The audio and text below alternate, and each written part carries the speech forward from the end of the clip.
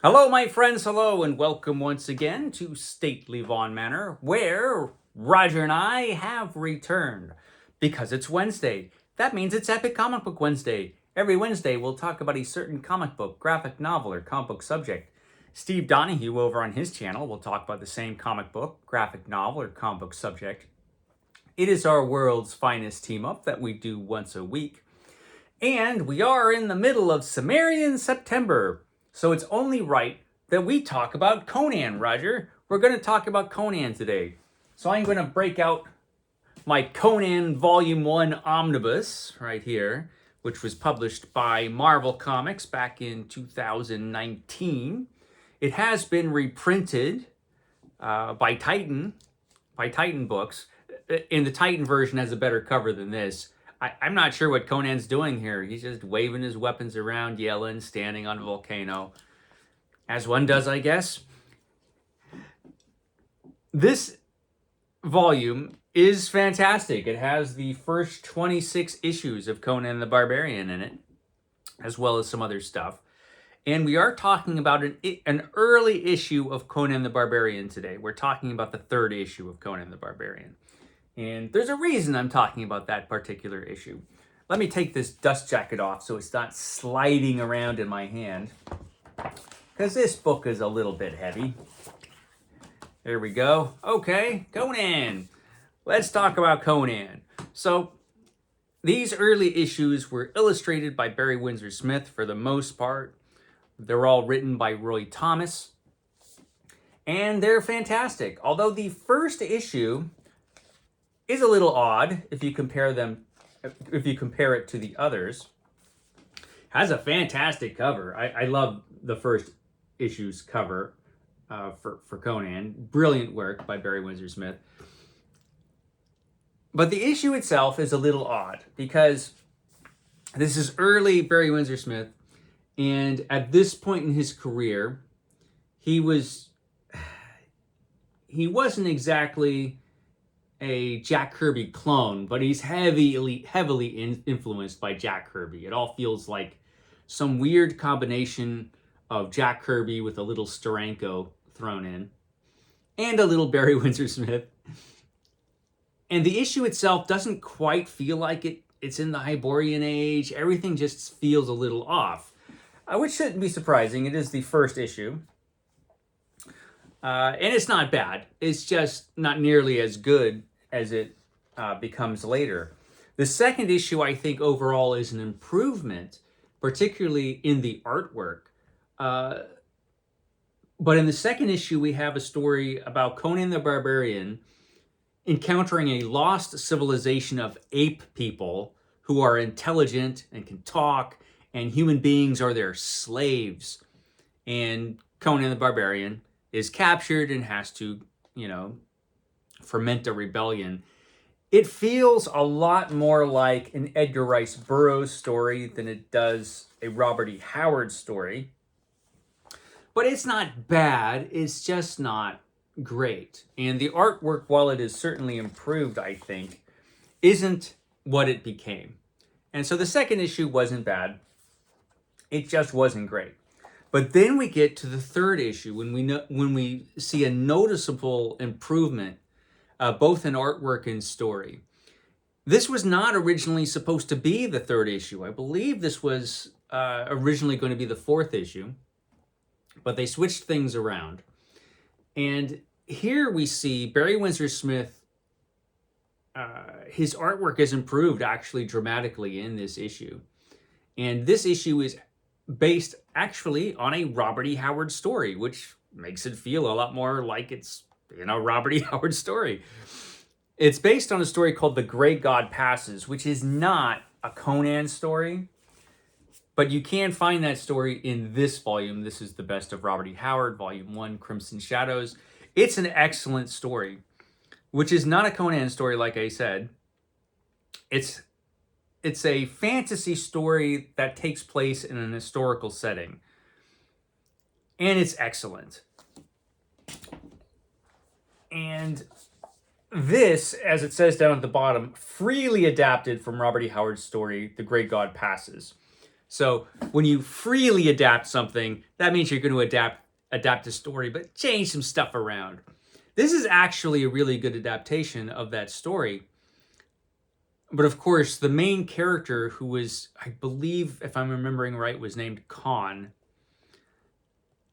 who is kind of a prototype Conan, but not exactly. That is a different character. But Roy Thomas fits Conan into this story quite well. And in the beginning of this story, Conan is on the run. He has been captured by the Hyperboreans, if I'm remembering right, and was enslaved temporarily. Of course, it's only temporarily, because Conan, kills a guy and escapes. And now he's on the run, and while he's on the run, he sees somebody in the distance on a hill. So he goes up and talks to this mysterious stranger standing on the hill, and the stranger knows who he is. He says, "Well, Conan, you are far from your native Samaria. Whither do you flee with Hyperborean chains about your wrists?" And Conan's like, "I do not know you, but if you've come to try to take me back, fool, do you take me for a mere hunter of runaway captives? There are wilder matters abroad. Can't you smell it, Conan? The scent of blood is on the wind, the musk of slaughter and the shouts of slaying. There is war along the borders, stripling. The spears of Hyperborea are rising against the swords of Brythunia. The death fires soon shall light the land like midday sun." And Conan's like, "How the hell do you know that? And this mysterious guy waves his sword around, and then we get Valkyries. And this is just awesome. And this is our first taste of what Barry Windsor-Smith's Conan can become. Because this issue is just fantastic as far as the artwork is concerned. And the story is really, really good too. Like I said, very well adapted by Roy Thomas, because there are a lot of things going on in this story. And the mysterious stranger is obviously more than just a guy. And now in the original story, he's Odin. But he's not Odin in this story, because in the Hyperborean age, there is no Odin. Now we have another character who Conan comes across, and he asks him if Brythunia has gone to war with Hyperborea, and he says yes. And they both decide to travel together to take arms against the Hyperboreans. Now, Conan has a beef against the Hyperboreans because he just was captured by them and enslaved temporarily. And he tells the story of how that happened and how he escaped. And this fella is Dunlang. Yeah, Dunlang is the guy's name that Robert E. Howard is hitching a ride on his horse with, when this mysterious woman comes out to talk to Dunlang. And this character, is in love with Dunlang, but she sees his doom in the future, and she wants to prevent that. And again, some of the details on the artwork are fantastic. He's starting to, it's not quite what his artwork becomes, but it's well on the way, and it's a vast improvement over the artwork in the first issue.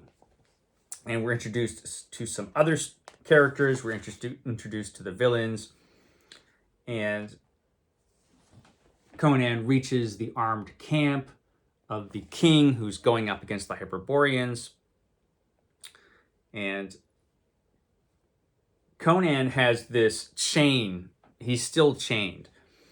And he asks this guy to break his chains, and he's going to keep the chains and use the chain as a weapon. So he's not going to get rid of the chain entirely until he's had his revenge. And Dunlang's girlfriend, the mysterious girlfriend, has given him some armor to wear, which he's really not thrilled with, but he puts the armor on. And Conan says to him, "Where's your king? When does he come forth to lead us?" And Dunling says, "King Brian? We fight for him, not he for us. He'll come forth from his tent when we've won the day for him, not before." And Conan's like, "What?" And there's this nice silent moment where Conan's brooding over this, because this is not how things are done in Samaria. And it's just a nice artistic moment. And he says, "And so the old send forth the young to die, while they make merry in their tents. Back in Samaria, our kings led the charge with their broadswords in their hands. Maybe that's because we're not civilized." Civilization. Ah. And then we get this great battle scene. The battle scene happens between the Hyperboreans. And here we get a little of the first issue Jack Kirby-ness in the battle. And this is an early Conan issue, and so at this point, you don't see quite as much violence as you see later on. Although they're still pushing the boundaries, even at this point, of the comics code. And Conan did indeed get away with a lot of stuff that other comic books couldn't, for some reason. Like at this point, Conan sees a guy up on the hill who's supposed to be leading his soldiers into battle, but he's deliberately hanging back because he's a traitor. And eventually, he'll get his. And there's just some beautiful little character moments in here. And this is still a time when word balloons were everywhere and typically on every panel. But Barry Windsor-Smith gets away with just some silent panels. And he does very good work. We have a scene at the end where Conan kills the villain. You don't quite see him kill the guy, but the guy obviously is dead. He's whacked in the face with a chain, but you don't see it because, again, they don't know quite how far they could push the violence in a color comic book with the Comics Code Authority. That eventually gets figured out. We have the two kings of the two armies actually meeting, and they end up killing each other, shouting "Yah!" and "Arrgh!" as you would in such an encounter. We have the grim gray god floating over the whole thing, watching and influencing the outcome. And then we have the wonderful scene where the Valkyries show up at the end, or as they're known here, the choosers of the slain. We have various tragedies because war just brings tragedy. And the whole thing is quite beautiful. And that's actually the end. Now, there's a lot of moving parts in this story. There are a lot of different characters. We have a villain, we have a villainess, we have a hero other than Conan, and we have his mysterious girlfriend. There are a lot of elements from the original story that Roy Thomas manages to fit into one single issue of a comic book. And he just does it very skillfully. He was really, really good at that.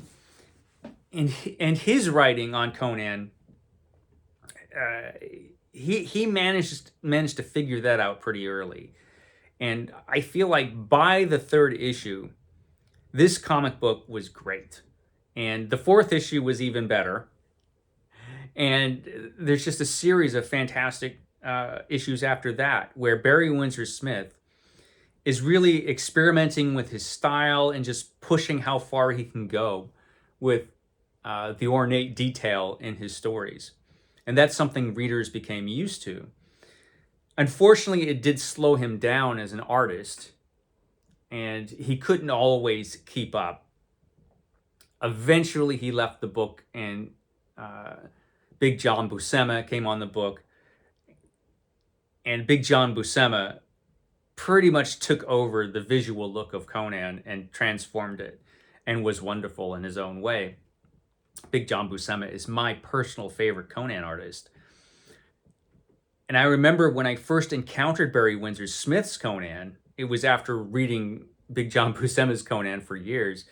And I encountered Barry Windsor-Smith's Conan through some old mass market paperback reprints where they just like took panels and put them on mass market comic book pages. And it was just it was really so different.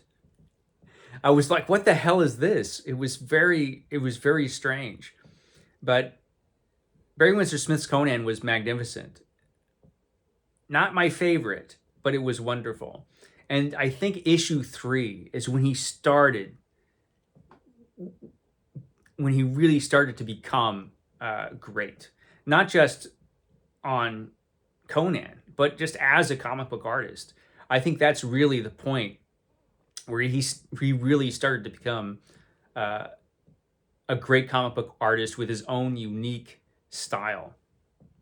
So there you go, Conan, issue number 3.